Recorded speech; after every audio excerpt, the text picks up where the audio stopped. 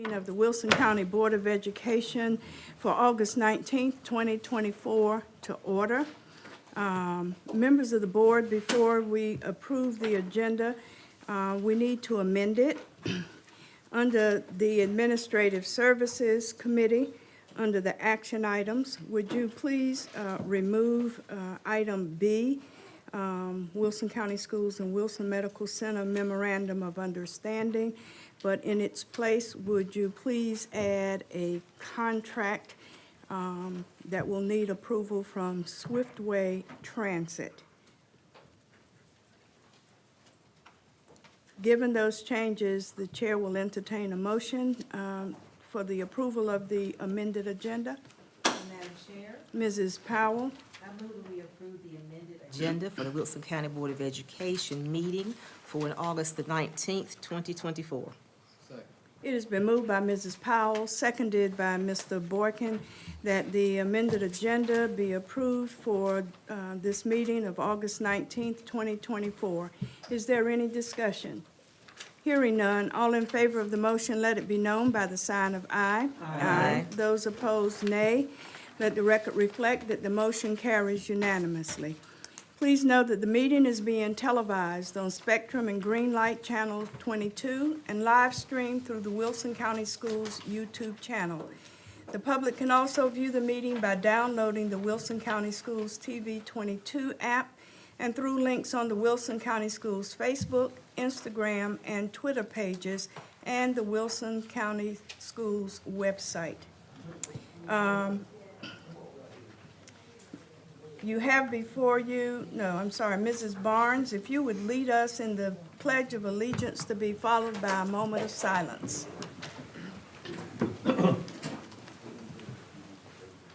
I pledge allegiance to the flag of the United States of America and to the republic for which it stands, one nation, under God, indivisible, with liberty and justice for all.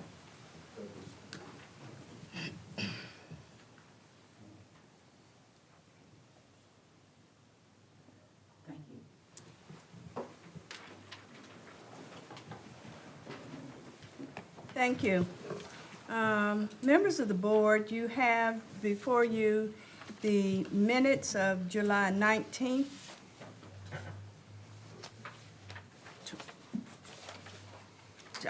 July 15th, 2024, the regular board meeting, and August the 14th, 2024, which was a special board meeting.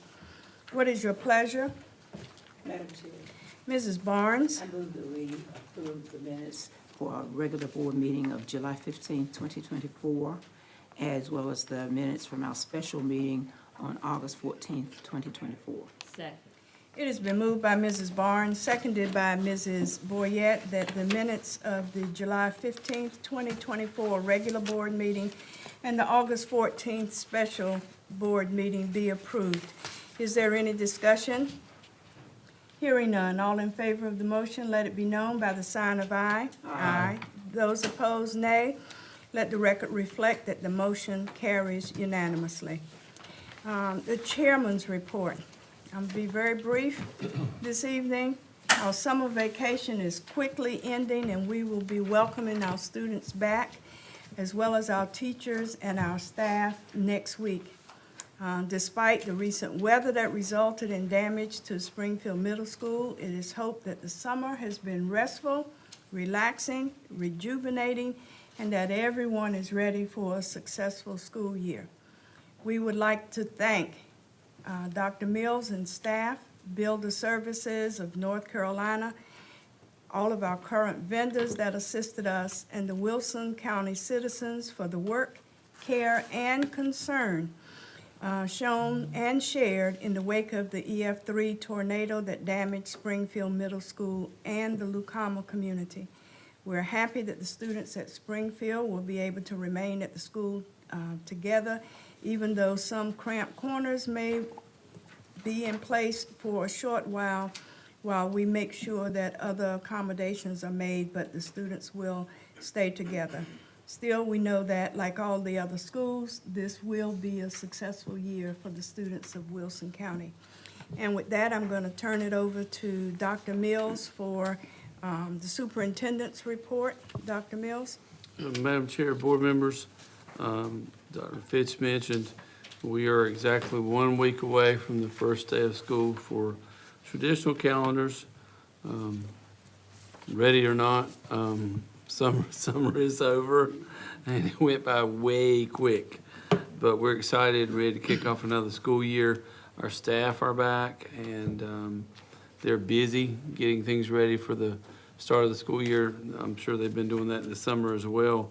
But you're going to be hearing all about the open houses this week. Families can find the schedule on our district website and social media sites. And then principals have been sending out calls, so it's business as usual with communication and getting the word out. And we're excited to see everyone back and see them back in our building. So mark your calendars. You'll see buses rolling, and watch those school zones starting next week for sure. So just a reminder of that for everyone. I did want to just share a couple bits of information about Springfield and take a second to, I promised you some pictures of the before, during, and after. And so we've shared what we had taken from multiple perspectives over the last little bit. But I did want to, again, share a little bit of new information, but I wanted to personally thank again all the staff and the students and the families from the Springfield community. They have been nothing short of amazing, and they've made a very difficult situation go so well for us and for themselves, with their patience and their support and their willingness to be partners. It is not every day that happens everywhere, but it certainly happens here. And if you get a chance to thank those folks and give a hug and support, they have certainly been partners to our success in getting Springfield open so quickly, and I am thankful for them. So again, we were unlucky but lucky in many ways with this issue. But, after the special Board of Education meeting last week when we announced that the students and staff could stay at Springfield, we've received tons of positive feedback. And as I mentioned, that was our plan all along, was from the time I stood in the building that morning, I've got pictures to show you the before, during, and after. We didn't want to do the remote. We did not want to do relocation if we could have figured it out. But thanks to the hard work of our staff and Builder Services of North Carolina, and Ben Bass and his crew, we're able to make that happen. And so still have a long process ahead of us. Dr. Williams and others and myself have a meeting with some of the folks about next steps tomorrow morning, and we'll keep everyone informed about that as we go. It's still a very fluid situation, and everything is kind of falling into place, luckily. From systems coming back online, I was sharing a committee meeting earlier. We took the Dr. Batchelor and the technology staff out last Thursday afternoon late, brought the servers back up from the storm, and you know how reliable technology is. It never has a glitch or anything. Everything came back up on our network and our wireless systems. The only thing that didn't were those access points that were gone because they're probably in a field somewhere, or the bottom of a pond, or in a tree. We don't know. But those that were missing obviously are not going to connect. But we started working on that last week, and lo and behold, that worked for us as well. So we've been very fortunate with some of our systems coming back online. I told you that when the chiller came back up, that was a great day. But the report I got this morning and over the weekend from Builder Services, all the temporary units for chiller, air conditioning systems and all that, the generators, all the additional equipment and all is all gone. Ms. Thomas can rest easy knowing that her floors have been polished and buffed to a high shine. I took a picture last week while I was out there with the 8th grade hall. Dr. Williams was with me, so we can prove that Mr. Bass definitely kept his word. And so one thing we're very thankful for is that our teachers can report to the building tomorrow. And we held off for today to bring some systems back up and make sure that everything was functioning and do some last-minute double checking. So considering where we were after the massive tornado hit us and where we are now, we're very blessed and very fortunate. And I want to thank all of our staff again and the board for their support and the community, because this is a quick turnaround, and we're very, very excited to be back. So we have raised to date almost $3,800 to purchase supplies for teachers whose classrooms were affected. That's coming from outside donations to the Booster Club as well as to WP so far.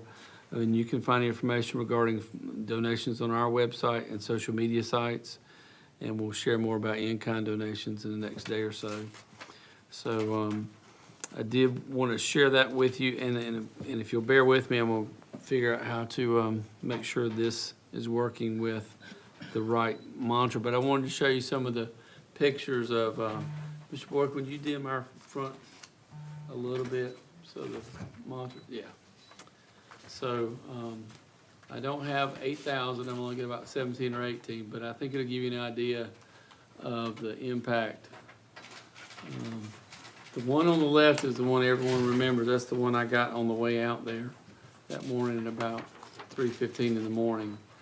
And again, the most poignant image in my head is the water pouring out of the eye wash station at the end of that building when we drove up and turned the water off, and Crossroads Fire Department again were wonderful.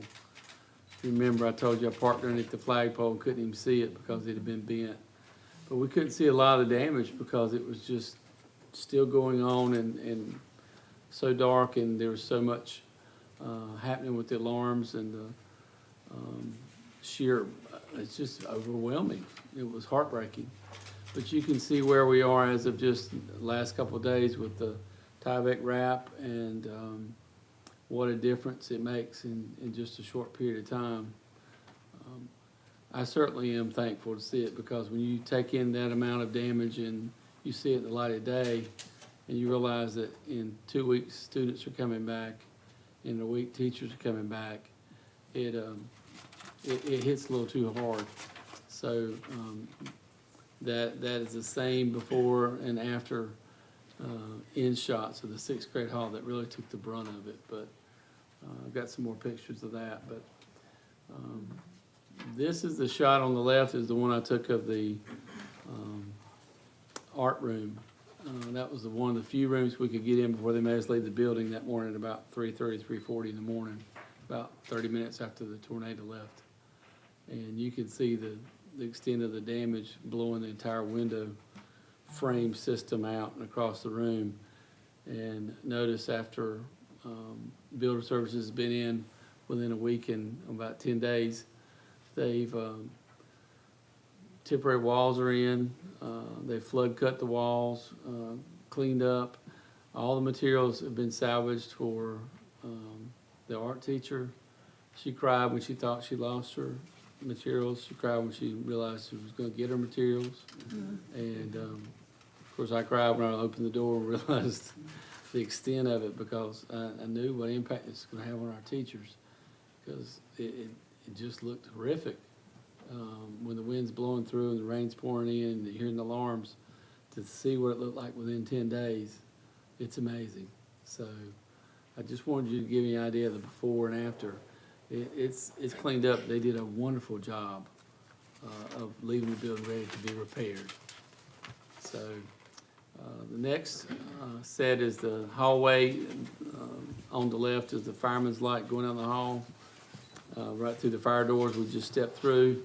And you can see as they were finishing up, a flood cutting the walls, and the difference, all the furniture was out within 2 days, cleaned and labeled to be ready to be used. But that's the extent of how quick their turnaround was to get the building ready to be repaired it's sealed in. This is a room that was again on the sixth grade hall. You can see the roof was through that tray ceiling. Looks not too bad on the one left by the fireman's light that morning. But the next day when we came out, you can see there's nothing above the tray ceiling. Interestingly enough, the monitor on the wall still looks pristine. I can assure you got a good soaking, but it looked pristine. But when they finished, there's a temporary roof. The framing is clean to the studs, and it's dry, and that carpet is gone. So this is where we're starting from. This is the end of the sixth grade hall that, you know, from the outside you saw so many shots of. And you can see of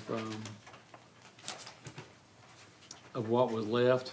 It was not much on some of those wings, and where they started from and where they finished. So this is encapsulated so it could be conditioned space while they're working, and allow us to maintain the building while we're repairing it. So again, 10 days later, this is what it looked like. Another classroom, this is on the seventh grade hall. We couldn't even see this damage. This is on the end of the seventh grade wing where you would drive around where the buses go on that end. We couldn't even see the end blown off in the middle of the night. We could see the lights flashing from the fire alarms on battery backup, but that was awaiting us during the daylight. And you can see now what it looks like with the temporary roof and walls put up to allow them to go in and start the repair work for where we go next. Again, before and after the art room, you can see as you start to clear what the amount of debris that was left.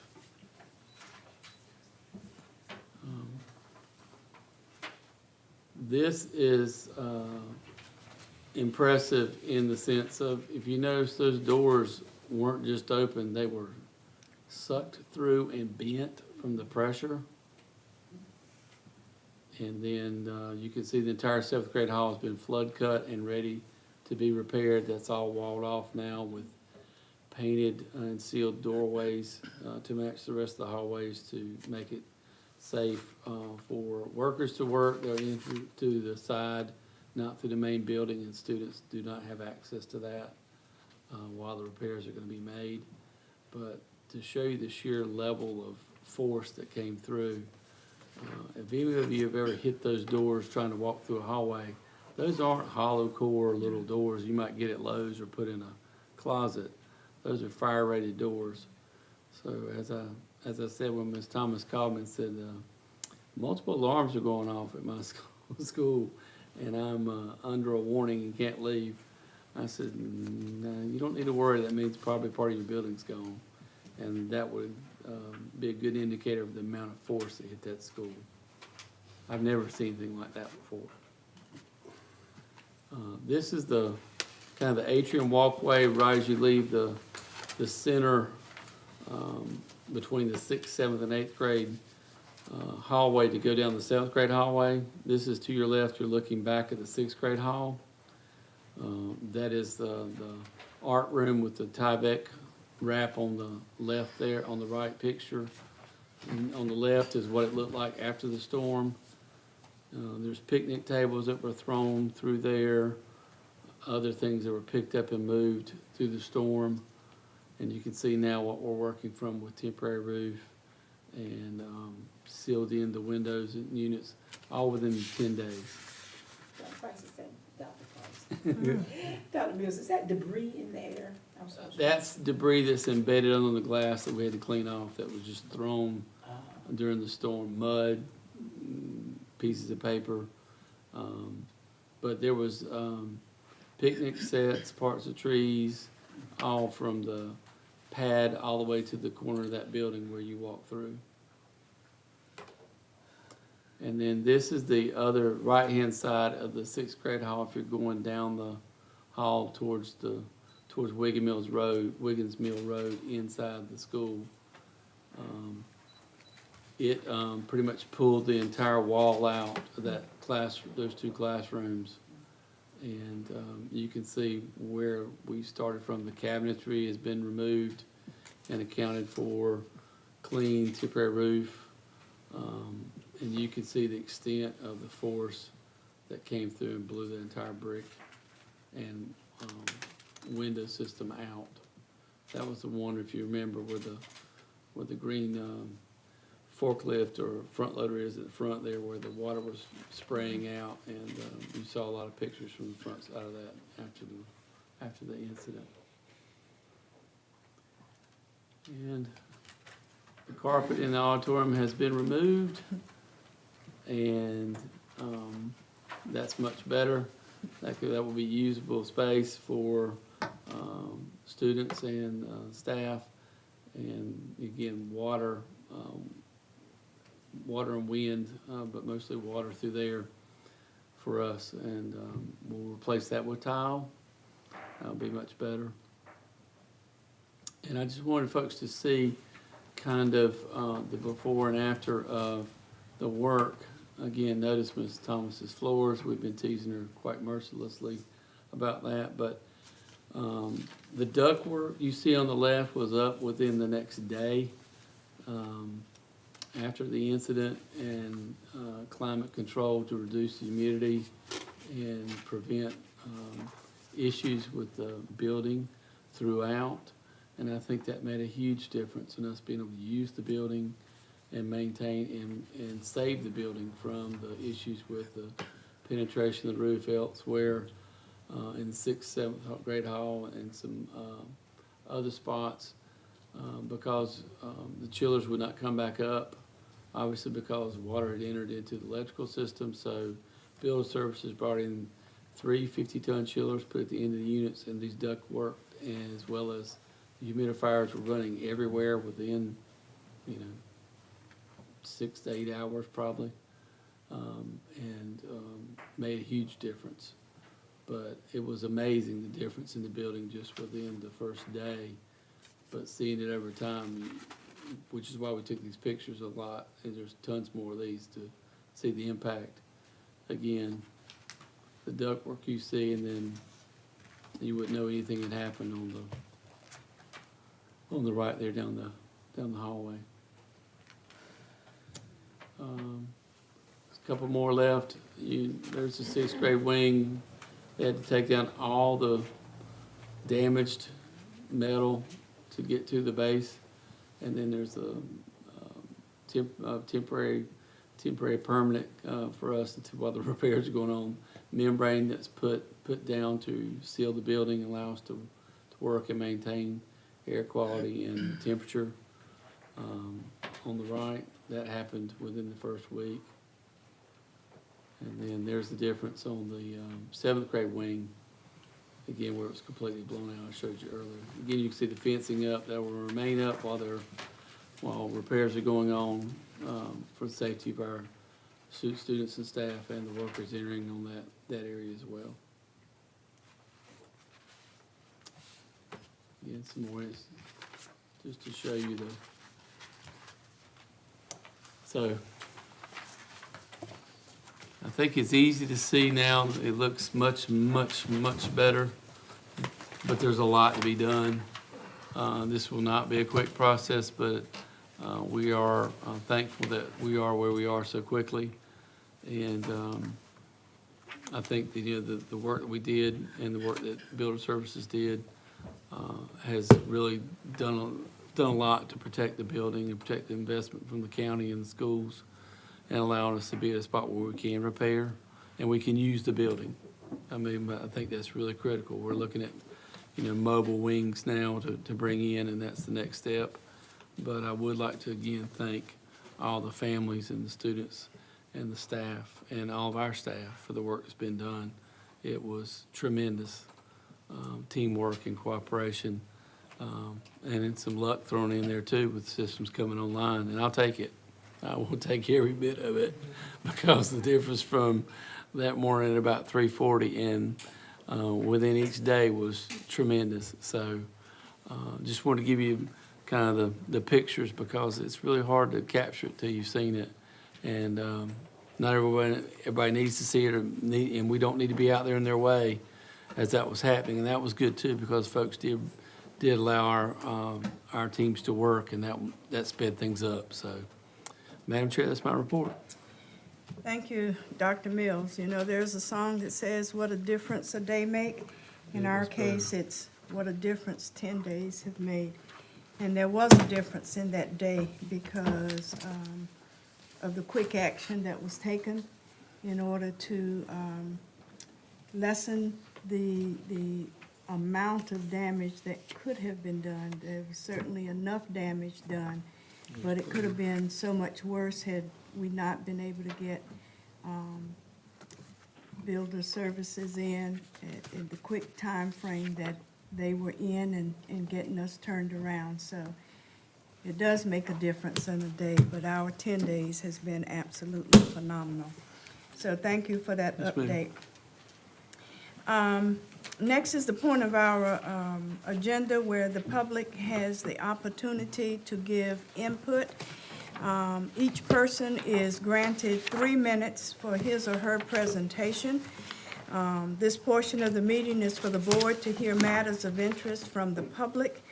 However, obscene or vulgar statements, personal attacks, and statements reasonably perceived to be disruptive or imminently threatening to the orderly operation of the meeting shall not be permitted. We have 3 persons who have signed up to address the board this evening. Joseph Anderson regarding Palace Scholars Outreach Education Program.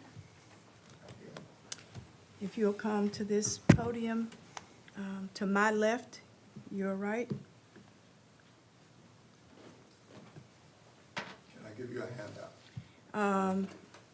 If you'll give it to Couple extra. You can keep those.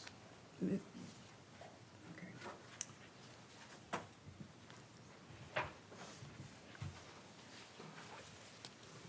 We'll pass them down, Ms. Cornetta. Thank you.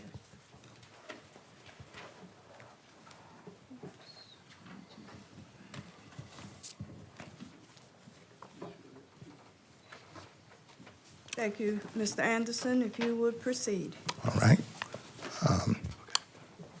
Madam Chair, Dr. Fitch, Superintendent Dr. Mills, Vice Chair Mr. Mercer, thank you for allowing me, and other board members, commissioners, thank you for allowing me 3 minutes to give you a very brief synopsis of what the Palace Scholars Outreach Program is. Many of you are probably familiar with New Bern and Tryon Palace, North Carolina's first colonial capital, a faithfully reconstructed building. I'm the outreach coordinator. This is a fairly new program. It's been in existence about a year. Last year, about 1,200 students went through the program. The program was started because they realized everybody can't afford to come to Tryon Palace because of distance or resources. So as a result of a generous grant funding, we are able to send costumed historic interpreters out to 4th grade and 8th grade classes. Our materials are in alignment with the North Carolina Standard Course of Study for Social Studies. We send these interpreters out. They're dressed in historic costumes, and their presentations are engaging, they are educational, and they're inspirational. The children have a lot of fun, but they also learn something. Now, if you'll notice the brochure inside the paper, there's a letter in there that we send out, a simple marketing letter. There's an application if anybody wants to apply for it. And on the inside cover here, you will see a picture of me in costume when I was giving tours of the palace, which I did for about 8 or 9 years. The people that I work with are highly credentialed. You have the brief bios of all of the interpreters on the left side of your folder. And on the right side of the folder, you have a list of all of the schools we went to last year. We have a great time doing this program. The reason I come out in person is because the program is free to Title I schools. Now, guess what happens when you offer people something for free? They think it's too good to be true, don't return your phone call, throw your material in the garbage, and the email gets captured by spam. So I come out to the boards when I can, when I'm invited to come out, allowed to come out because of public comments, to just give you a real brief insight as to what we're doing. I know you've been through a lot of trauma, I can see that, but if any of your 4th and 8th grade classes would like to participate in this program, you have my contact information. We'd be happy to come to your schools and give your children a treat. Thank you for your time and attention. Thank you so much. You're welcome. We appreciate your coming and sharing with us. My pleasure. Next is Dr. Charles Bayo regarding school policy questions.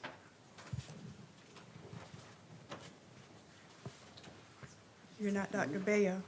I'm not, and on behalf of Dr. Bale, he has sent us a message that he has been in a car accident about a block away. All right. We're sorry for his injury. Thank you for making us aware. And Aaron Lynch regarding storm response and reintroduce public schools strong.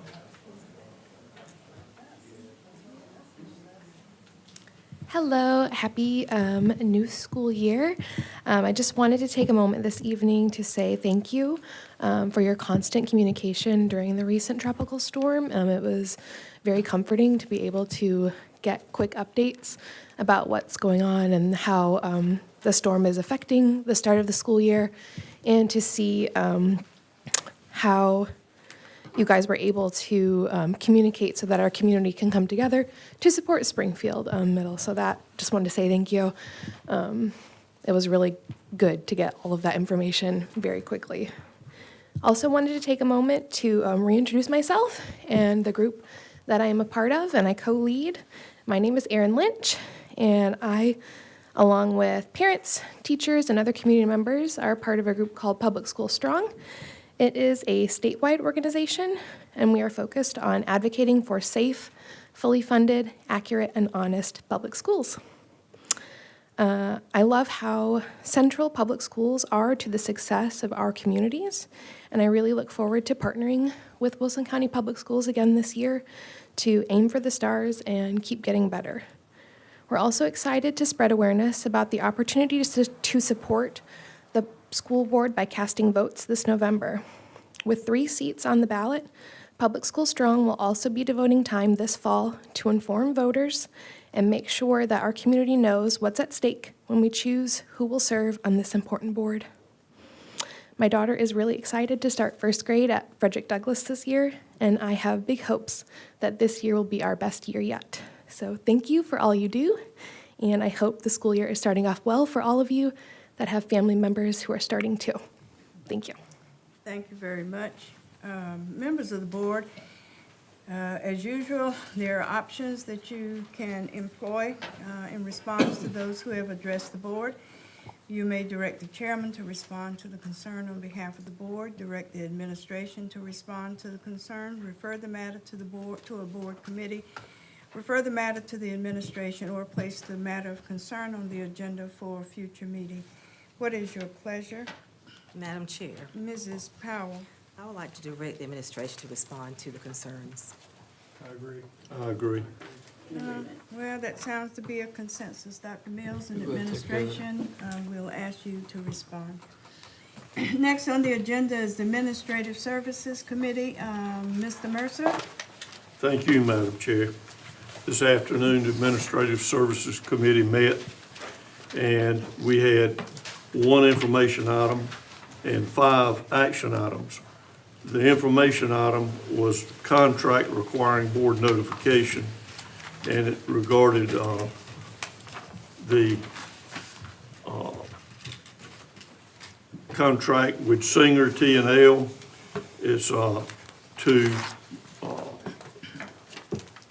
provide a serving line for Wilson Academy of Applied Technology at a cost of $66,883.15.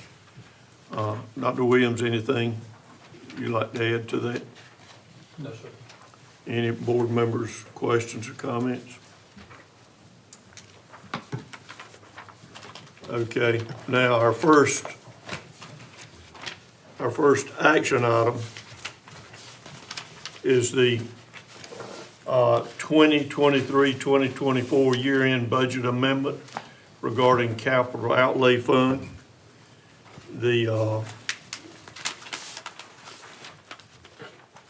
This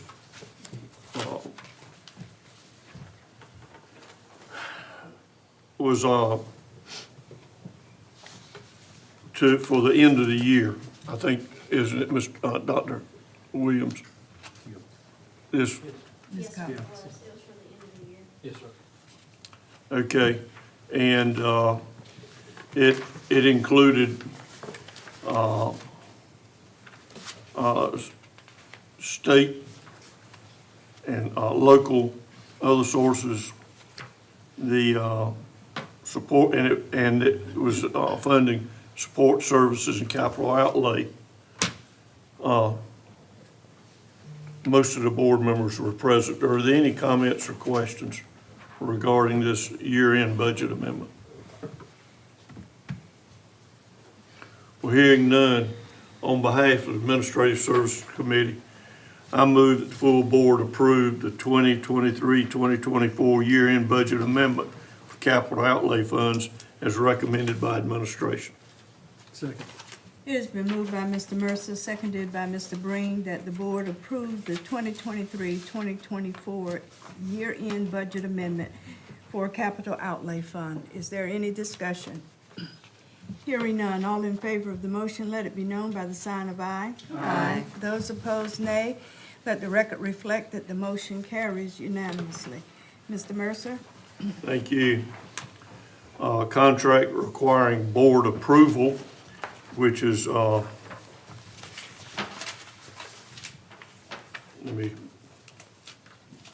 this is the, yep, this is Swiftway Transit, which is, this is for transporting students that are wheelchair bound, I believe. Yes. And it's by, let's see, Swiftway Transit, and it's for not to exceed $700,000. Yes, sir. Pending board approval, yes, sir. That it is correct. Attorney approval. Attorney approval. Yes, sir. Any questions, comments? Hearing none, Madam Chair, on behalf of Administrative Services Committee, I move that the full board approve the contract with Swiftway Transit Limited to provide services to our wheelchair-bound students across the district not to exceed $700,000. Second. It has been moved by Mr. Mercer, seconded by Mr. Breen, that the board approve the Swiftway Transit LLC contract to provide services to our wheelchair-bound students in an amount not to exceed $700,000. Is there any discussion? Hearing none, all in favor of the motion, let it be known by the sign of aye. Aye. Those opposed, nay. Let the record reflect that the motion carries unanimously. Mr. Mercer? Our third action item was for the board to approve the senior staff to request proposals or request qualifications for architecture for Bedingfield High School culinary arts classroom.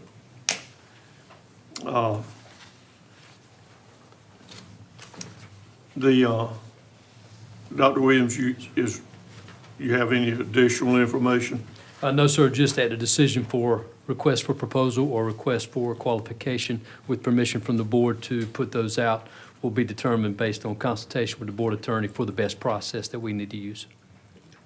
Okay. Any comments or questions?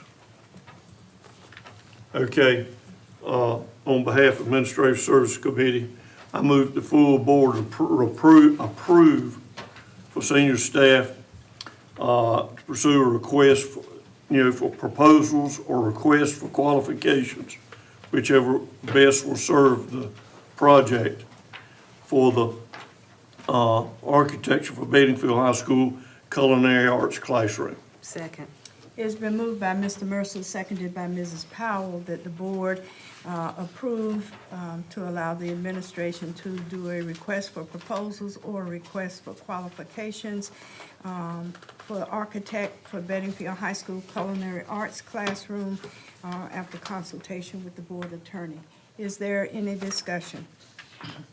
Hearing none, all in favor of the motion, let it be known by the sign of aye. Aye. Those opposed, nay. Let the record reflect that the motion carries unanimously. Mr. Mercer. Yes, ma'am. Our fourth action item was the proposed capital projects for 2024. And briefly, they are Barnes Elementary School fire alarm upgrades, Margaret Hearn Elementary School fire alarm upgrades.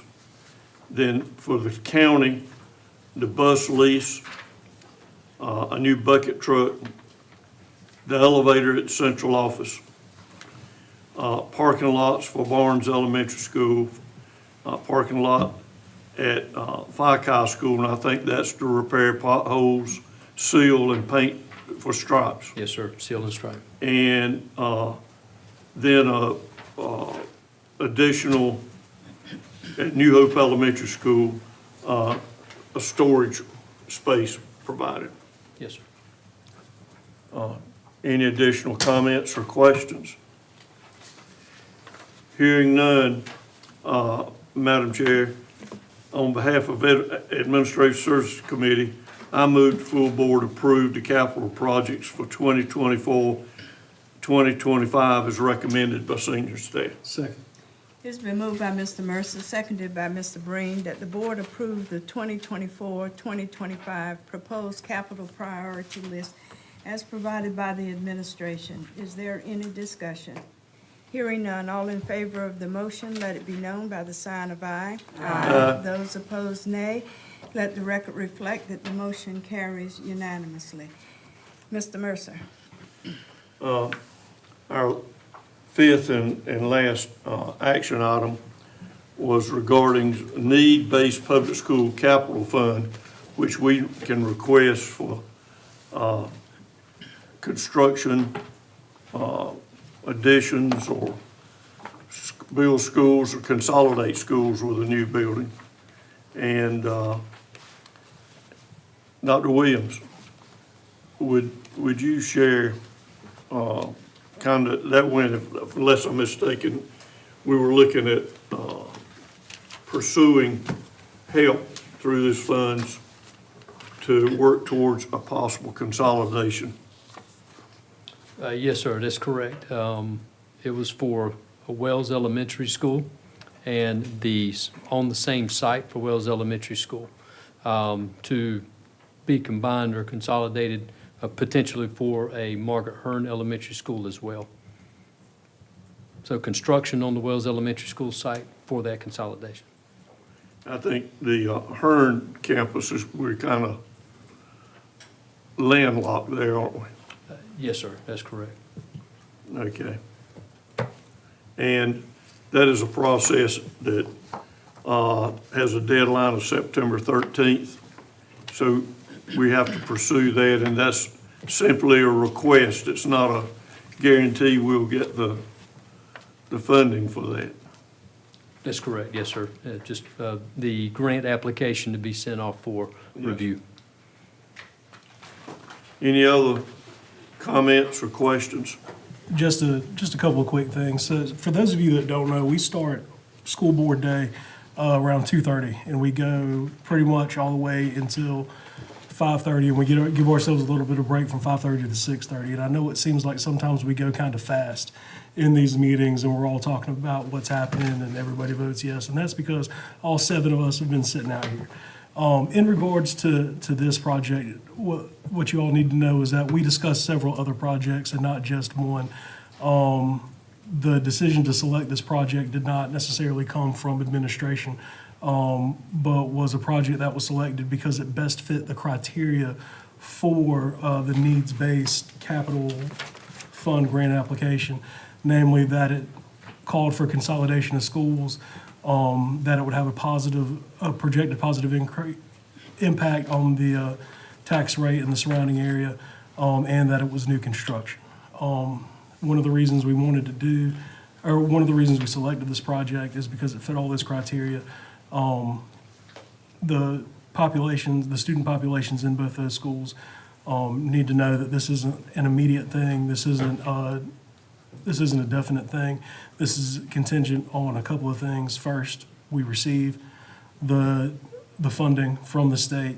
And second, in regards to construction of a new school and actual implementation of this process, it's going to take a couple of years. So I don't want anybody that hears us say this plan out loud to think that we just came upon this and we're just doing what administration decided. This was something that we talked about, debated about prior to bringing it to this full board meeting.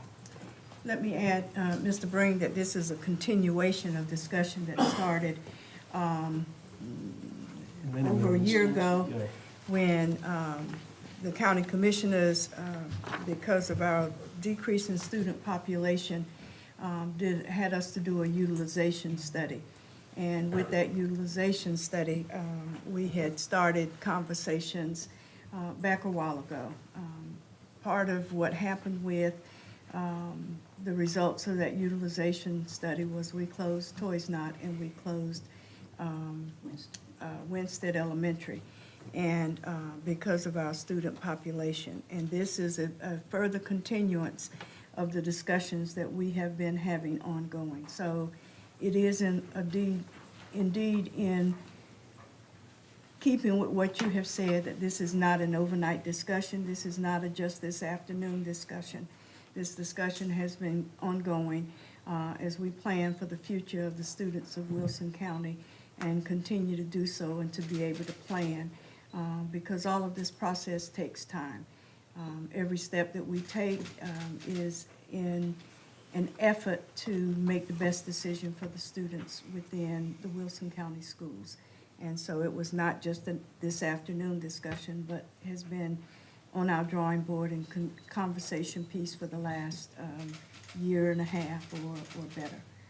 Thank you, Dr. Fitch. You're welcome. Mrs. Boyette. Yes, ma'am. Oh, I'm sorry, Mr. Mercer. You're in charge right now.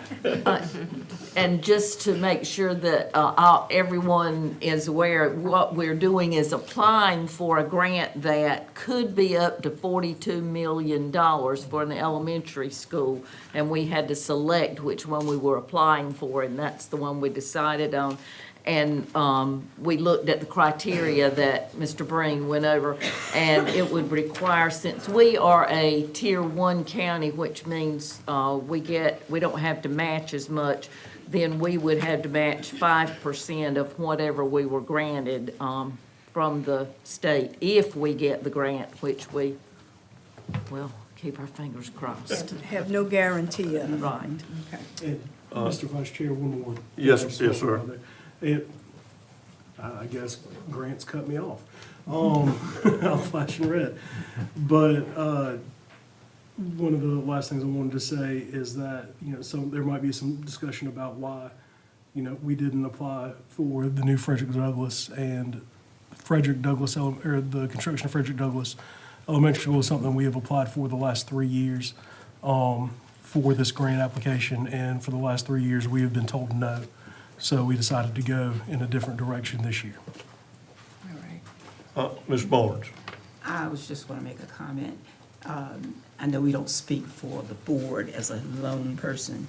Our chairperson does that. But when people in the public say, why don't you just move those students to Toys Knot? But they're not aware that Toys Knot is being used for Frederick Douglass Elementary.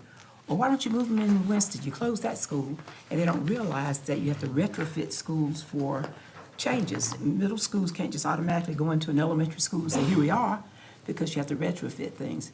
And so it's just a comment that I hear a lot of, and I just want to just point that out. Thank all of you. I appreciate your comments. It's really add understanding and depth to the understanding. Any other comments or questions? We're hearing none.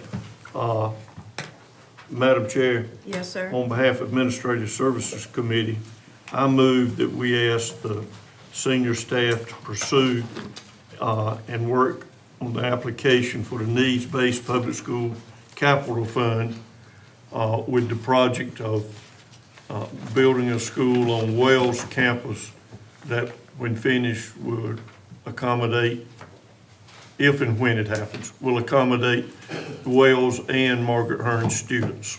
Second. It has been moved by Mr. Mercer, seconded by Mr. Breen, that we authorize the administration to pursue the needs-based public school capital fund grant application as commented about by the board. Is there any discussion? Hearing none, all in favor of the motion, let it be known by the sign of aye. Aye. Those opposed, nay. Let the record reflect that the motion carries unanimously. That concludes my report, Madam Chair. Thank you, Mr. Mercer. Instructional Services Committee met this afternoon, and we went over 8 revised policies, 2 draft policies, and a revised administrative regulation. But first, we had a contract that required board notification. As you are aware, the superintendent has the authorization to enter into contracts under a threshold of $90,000, and anything over that, the board has to approve. There were 3 contracts for notification. First being ProCare Therapy to provide therapy consultants in an amount not to exceed $80,000. For Renaissance Star Math and Star Math subscription renewal in the amount of $53,363.50. And for Venture Rehabilitation Group, doing business as Strive to Thrive, to provide comprehensive tutoring, classroom support, and instructional intervention services in order to meet the multifaceted needs of students in an amount of $83,000. Are there any questions or comments? Hearing none, the next item on the agenda were the revised policies. These were all first reads, so that they will come back to us at next month for a second read to be passed. Comments were given to staff regarding the various policies, and so when a couple of these come back to us next month, they will have some minor changes as requested. But the policies that we're being asked to look at for revision are policy 2127, board member technology use, revision of policy 3220, technology in the educational program, revised policy 3225-4312-7320, technology responsible use, draft policy 3225/4312/7320 F1, student technology use and digital citizenship agreement for school and/or home usage. The revision of policy 3610, counseling program. Revision of policy 4334-5035-7345, use of unmanned aircraft or drones. The revision of policy 4720, surveys of students. Draft policy 6125F for supervised and emergency medication permission form. Revision of policy 6330, insurance for student transportation services. Revision of policy 6401/9100, ethics and the purchasing function. And the revision of an administrative regulation 7510, leave request process. The committee also had 4 action items. And Mr. Vice Chair, I'm going to turn the meeting over to you at this point because I will be making motions in regards to these action items. Yes, ma'am. The first action item was for a contract that is over the $90,000 threshold, and I've got to find it. And it is for Birch Agency for speech pathology services in an amount not to exceed $100,000. It is the request of the board, it is the motion by the board, by the committee, the recommendation, I should say, that the board approve I move that the board approve the Birch Agency speech pathology services contract not to exceed $100,000. It's been moved and properly seconded that the full board approve the contract with Birch Agency for the speech pathology services in an amount not to exceed $100,000. Hear any further comments or questions? Hearing none, all in favor, aye. Aye. Opposed, like sign. It carries unanimously, Madam Chair. Thank you. Next, we have a revised policy 3620, extracurricular activities and student organizations. Members of the board, you know that we usually have a two-read policy in place, with the exception of when time is of the essence, and we ask that there be a waiver of the second read. This policy is in need of being enacted tonight. It's the interscholastic athletic eligibility policy extracurricular activities and student organizations policy. In order to be in place at the start of the school year, which we know starts next week. Therefore, first, we request that the second reading be waived so that this can be enacted at tonight's meeting. And Ms. Cornetto, if I need to make do this in two separate motions, I'll be happy to do so. You could do it all in one motion. Okay, thank you. Therefore, Mr. Vice Chair, on behalf of the Instructional Services Committee, I move that we waive the second reading of this policy and pass the revised policy 3620, extracurricular activities and student organizations, so as to be in place for the start of the school year next week. And if the old policy would need to be repealed in order to put this into effect. Thank you. Second.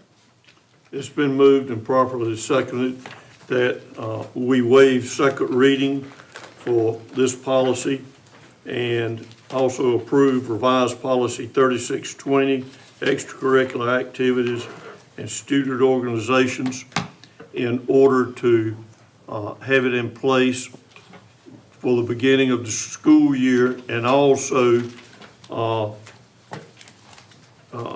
what's the right word? Repeal. Repeal the old policy, 3620.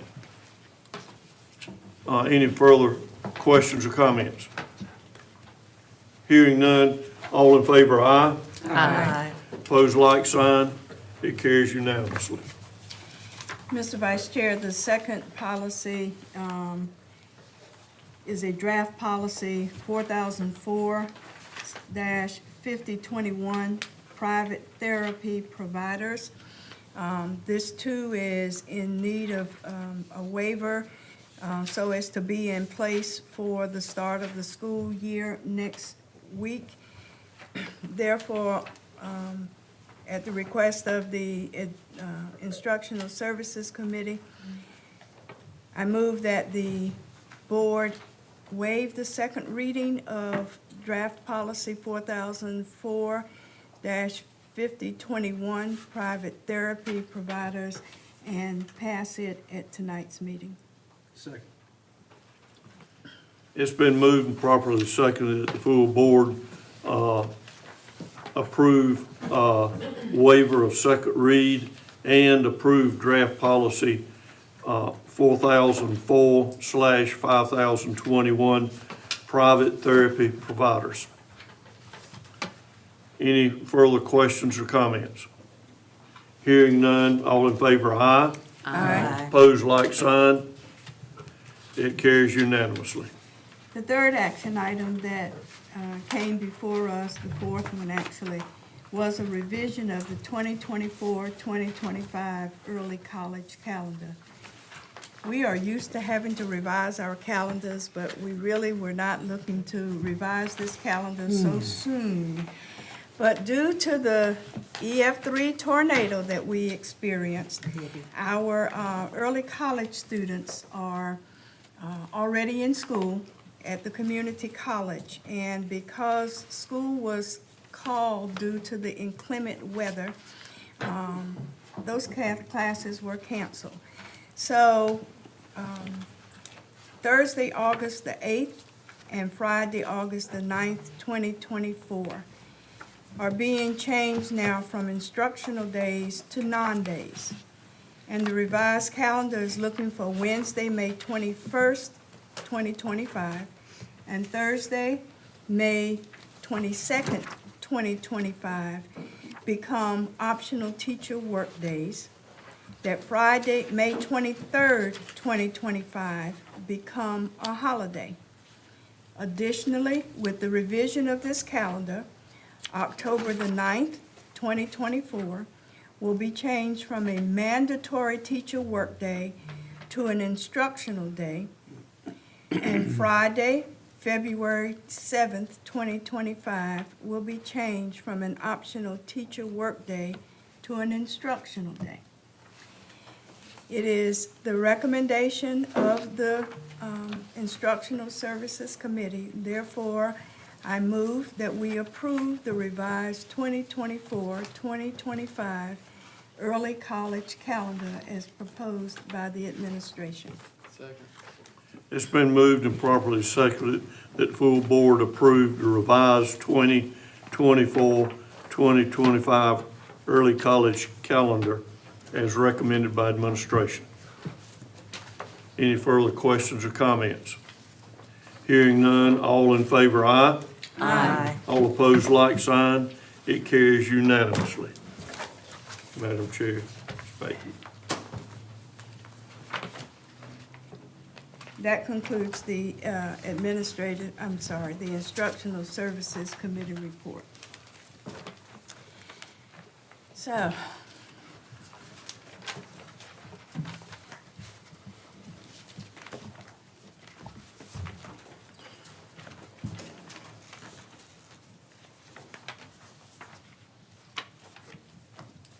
Mrs. Barnes. Good evening. Madam Chair, Yes, I'm sorry. there's a discussion item, I think, regarding, We got to do the human. North Carolina Oh, School Board okay. Association awards. There is an item from Human Resources for the, that's right, that's before the awards thing, excuse me. you want me to do that? Pardon? You gonna do that? What? The qualified, Yes. okay. Mhm. You're gonna, Present it now? not the listing, just the need for having that. All right. There is a need, and it was a discussion item, an action item, for qualified observers in the 2024-2025 school year. And these observers are those that would observe people who are on a mandatory improvement plan. And in order to be on this observer list, you must understand the teacher evaluation form and process that's in place.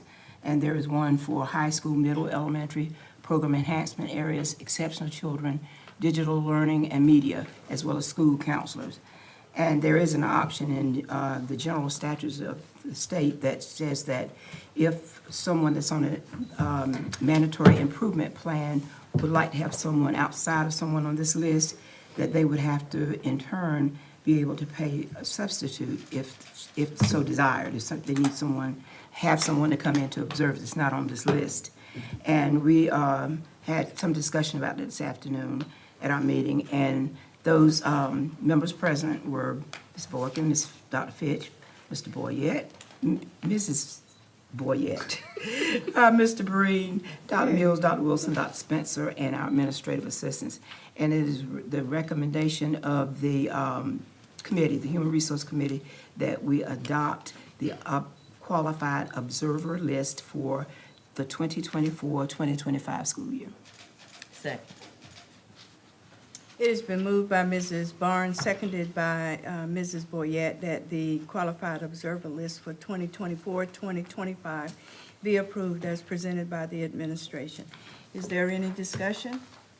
Hearing none, all in favor of the motion, let it be known by the sign of aye. Aye. Those opposed, nay. Let the record reflect that the motion carries unanimously. Next on the agenda is the North Carolina School Boards Association Awards request. Each year, we have the opportunity to present, to nominate for consideration persons for the various awards of the North Carolina School Boards Association. We have been fortunate in the last few years to have several awards come from that, whether it was our county commissioners, whether it was the educational leadership, whether it was Raleigh Dingman. And so the call for those nominations are now open and due this month in order to give Amber the time to do the necessary work for submission of those. The floor is open for any nominations that you may have at this time. Madam Chair, Mrs. Powell, I have a nomination for the Champion of Education Award. When I looked and read the actual statement here, it said included businesses. And I know there is a business that has donated over 1,000 book bags, and they've also donated a car for our Teacher of the Year each year. And they've also, I think they're part of WEP. So I would like to nominate the Hubert Vester Auto Group. I agree. I agree. Hubert Vesta Auto Group I think for I'm saying that. Champion of Education Award. Is that a consensus? Yes. Yes. Okay. Are there any other nominations for any of the other awards?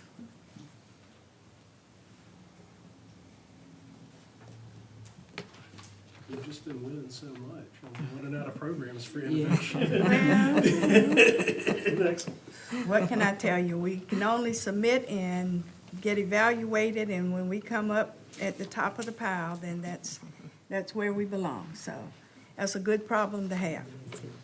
So, no other nominations, then we will be submitting the Hubert Vesta Auto Group for consideration of Champion of Education Award. All right?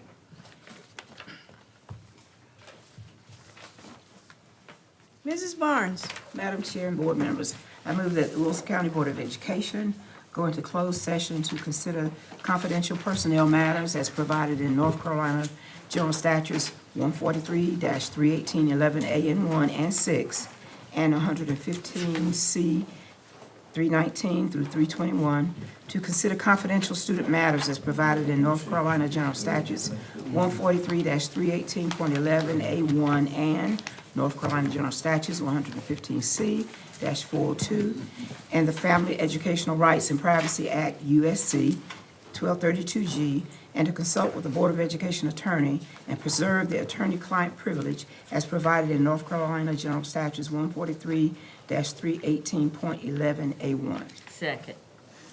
it has been moved by Mrs. Barnes, seconded by Mrs. Boyette, that the Wilson County Board of Education go into closed session to consider confidential personnel matters as provided in North Carolina General Statutes 143-318.11A1 and 6, and 115C 319 through 319 through 321, to consider confidential student matters as provided in North Carolina General Statutes 143-318.11A1 and North Carolina General Statutes 115C-402 and the Family Educational Rights and Privacy Act 20, United States Code 1232G, and to consult with the Board of Education attorney and preserve the attorney-client privilege as provided in North Carolina General Statutes 143-318.11A3. Is there any discussion? Hearing none, all in favor of the motion, let it be known by the sign of aye. Aye. Those opposed, nay.